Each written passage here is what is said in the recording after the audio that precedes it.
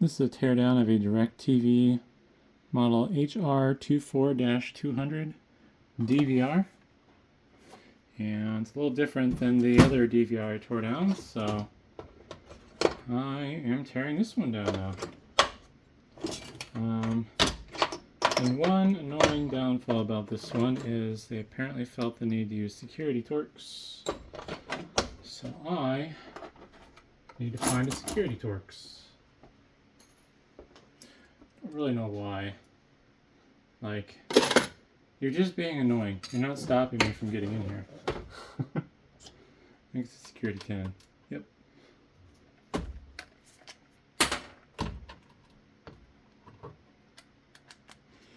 Go a little wider angle here.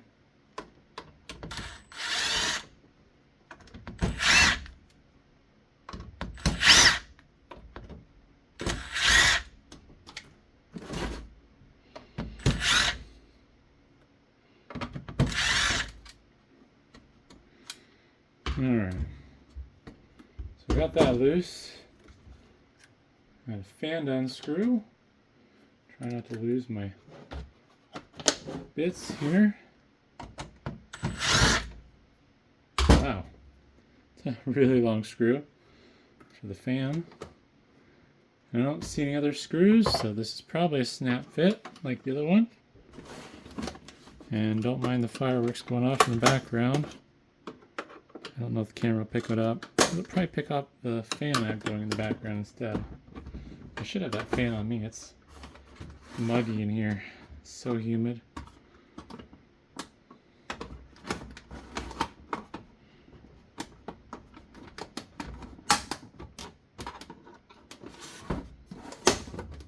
Alright, slowly but surely I'm going to get this off.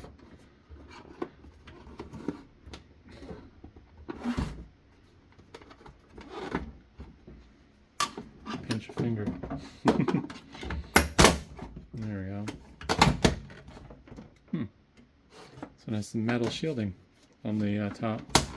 I think the other one was just pure plastic.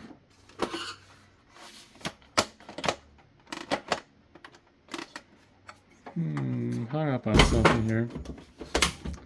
This is obviously a destructive teardown. This is not how you take it apart properly. But yeah. This one's a little bit different design. Curious to see what the hard drive is. Being that the model number ends in 200, you would think maybe it'd be a 200 gig drive, but 200 gig drives aren't a thing. So either this is going to be another 500 gig drive or something more exciting. And we'll change the zoom so it'll focus. Big reveal. Oh.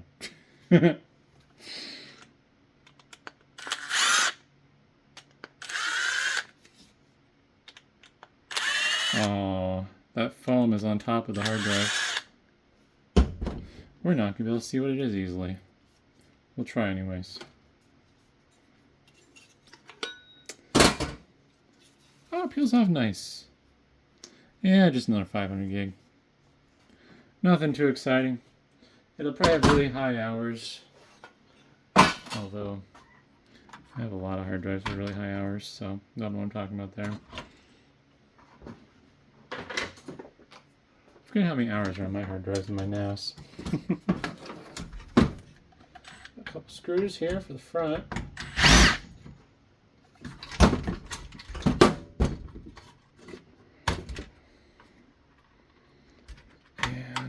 We'll get that out. Breakout cables. Kind of nice of them to do breakout cables on both ends for the front I/O. And we've got all sorts of stuff going on here. Screw these boards. And then I'm going to unclip the front trim so I can access the front board. Ouch. I hate that feeling. I hate it when you bend a nail backwards trying to push on something. Does not feel very fun. Alright. We'll work this off. Looks like there's a little bit of adhesive holding it on to, or it's just sticky. I think it's adhesive. I think this, yeah, this translucent plastic, just a second here. This translucent plastic that's clipped onto the front has an adhesive label over it, basically. Here's the front PCB. Let's see what this chip says. As I bump the tripod, nothing will focus. It's an ATL, ATA. Alright, and don't say that too fast so it doesn't get confusing. The brand appears to be ATL. Model number is ATA2508. Yeah, that's an 8. And then those are the backs of the IR receiver and transmitters. And we got a diffuser here for backlighting purposes. Oops. To light up the capacitive touch buttons. I don't see the capacitive touch pads. They must be behind these diffusion lighters for the backlights. Yeah. These are the various capacitive buttons. Oop. Alright. Power supply.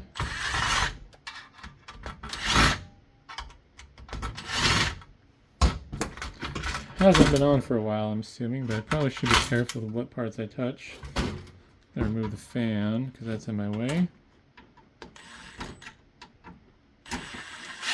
There we go. Nothing special, just a run-of-the-mill Delta fan. 12 volts. I would guess this is a 60mm fan. If you really wanted to knock to a swap your DVR.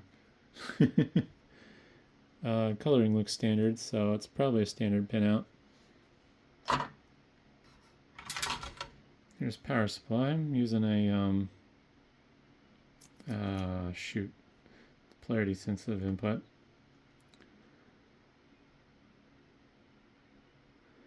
Just your run-of-the-mill switch mode power supply, nothing too exciting.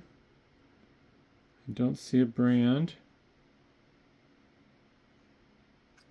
But there's the model number, HR24-SMPS. So the HR24 would indicate that it was made specifically for this series of DVR, because this is an HR24 DVR. It's upside down, but HR24-200 on that label. I'm assuming the last part of the model number is just the drive size. But yeah, lots of isolation gaps everywhere. It's nice. Got slots. I have it upside down, so AC side, DC side. Big filter caps. Nice brand too, wow. Rubycon. I like Rubycon at least. I don't know. Well, they're all Rubycon. That's the brand I buy if I'm buying a capacitor. My first brand of choice is Rubycon. Always have good luck with them.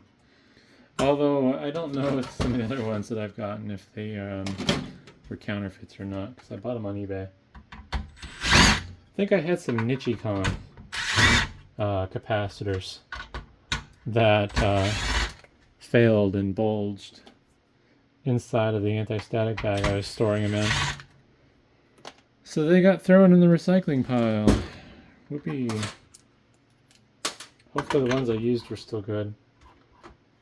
So we got a little bit of a heatsink here on the CPU. Just a flat piece of aluminum with adhesive pad. There's branding on it. That's surprising. Rad and cool. Well, I guess good on them for being proud of their slightly bent piece of aluminum. I mean, no hate. Might as well brand it, I guess. Yeah, one of the cool things that I've noticed is some of these electronics I tore down have, I think, Cooler Master heatsinks in them, of all things. I'm used to seeing them in computers, but Yeah, like switches and a few other things. I've seen cooler master heat sinks in them. It's like, that's kind of neat. I feel like branding something that's going to be an internal part that isn't meant to be seen. It's a lot of effort, but must not be. Alright, I need my screwdriver. Pop off that metal can. Yeah.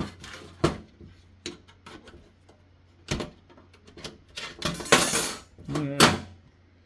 Now I'm going to shift where I'm standing. I'm getting the other side of the tripod because I'm creating a shadow. So CPU is a Broadcom BCM 7335 PKF SBA 33G. Don't know.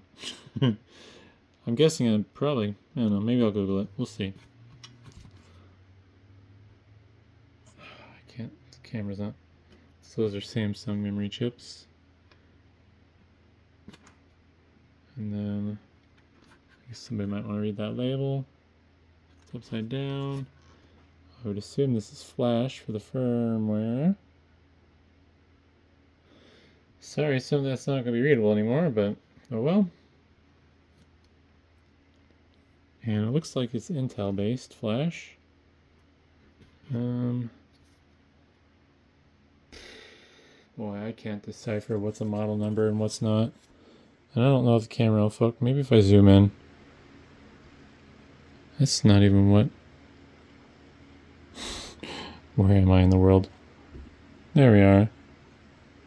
Right there. That's where I want to be. Yeah, I don't want to focus.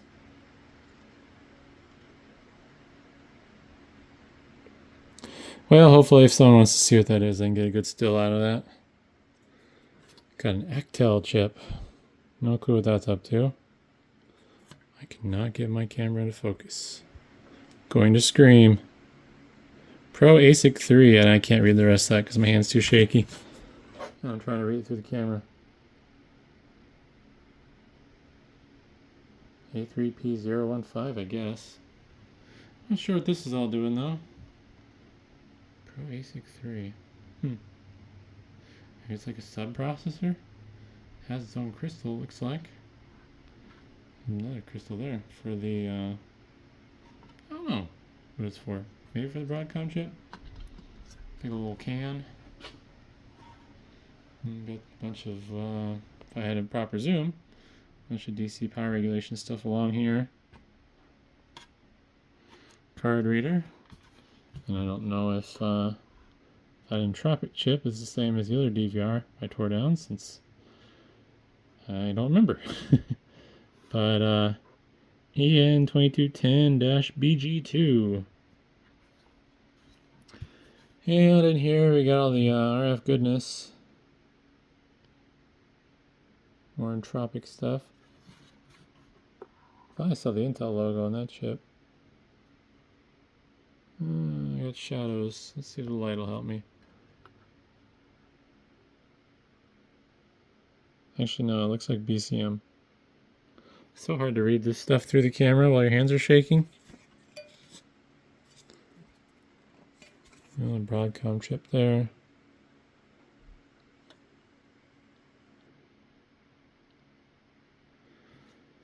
What? Not much to see on the bottom. There's a chip there. Who knows what that does? It's an NXP TDA. NXP model TDA. 8024T.